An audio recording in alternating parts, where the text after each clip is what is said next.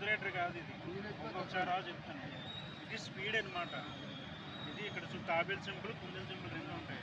ఇది తాబేల్ అనేది స్లోగా వెళ్తుంది కాబట్టి స్లో, కుందెల స్పీడే కాబట్టి స్పీడ్. ఇది స్పీడ్, ఇది స్లో. మీరు అడ్జస్ట్ చేసుకోవచ్చు.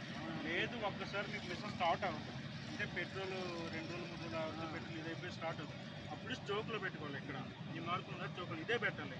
ఇగో ఇప్పుడు స్ట్రోక్లో ఉంది, కిందకు ఉంది. సో జస్ట్ మీరు ఇలా ఇలా మూవ్ చేస్తే నార్మల్ వచ్చేస్తుంది. ఇప్పుడు స్పీడ్, ఇది నా స్లో ఉంది, ఇది స్పీడ్. ఇప్పుడు స్ట్రోక్లో పెట్టుకుని అనుకుంటే ఇంకోసారి ఇలా అడగడమే. ఇది అప్పుడు పెట్రోల్ స్టార్ట్ అవుతుంది. స్టార్ట్ అవ్వకపోతే ఇప్పుడు మనం బండి వాడతాం, స్టార్ట్ అవ్వకపోతే స్ట్రోక్లో పెట్టేలాగా సేమ్ చూసాం. దీన్ని కూడా సేమ్ పెట్టాలంటే కిందకు వచ్చాము బాగా లాస్ట్ డెప్త్ ఇదే దీంతో లాస్ట్. తర్వాత స్టార్ట్ అవ్వగానే మరి జంప్ని స్ట్రోక్ ఇలా తీసుకోవాలి, వచ్చేస్తుంది నార్మల్ స్పీడ్లోకి వచ్చేస్తుంది. సో ఇది గేర్ అనమాట. ఫస్ట్, సెకండ్, థర్డ్ గేర్ అంటే ఫాస్ట్ని బట్టి ఫాస్ట్ మన బండిలో మూవ్ అయ్యేటప్పుడు ఫస్ట్ గేర్లో అయితే పికప్ ఎక్కువ ఉంటుంది.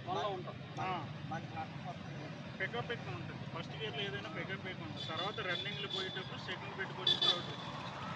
ఓకేనా? మీరు ఎప్పుడైనా బండి స్టార్ట్ చేసేటప్పుడు ఇది స్పీడ్లో మీడియం స్పీడ్లో ఉండాలా.